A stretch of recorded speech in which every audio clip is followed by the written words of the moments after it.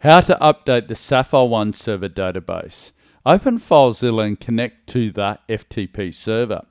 On the left-hand window, choose the SapphireOne downloads folder that you created on your desktop. On the right-hand window, choose Public, Download, 1, Update Server Database. Double-click on the new server database file. Go to SapphireOne Downloads and extract the files.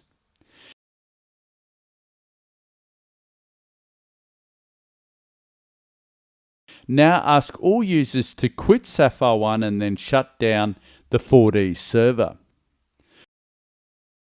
Locate the current server database file under Applications, SapphireOne, Releases, Server, right-click to select Show Package Contents, then Contents. Then rename it to include the old version name. Move the new server database file from your Downloads folder into your Contents folder. Next, create a backup of your data file by locating the live folder in the Release folder. Then highlighting the 3 files and compressing them into a zip file.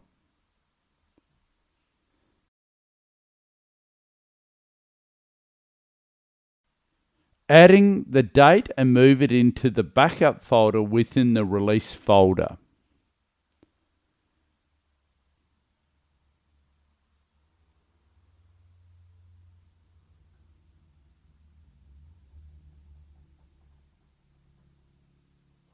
Now open SapphireOne and select Open to import your current 4DD live data file.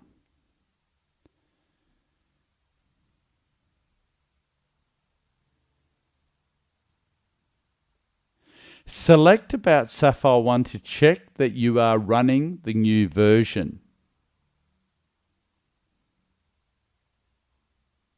Lastly, move the old server database file into the Builds folder and delete it. Thank you for taking the time, SapphireOne.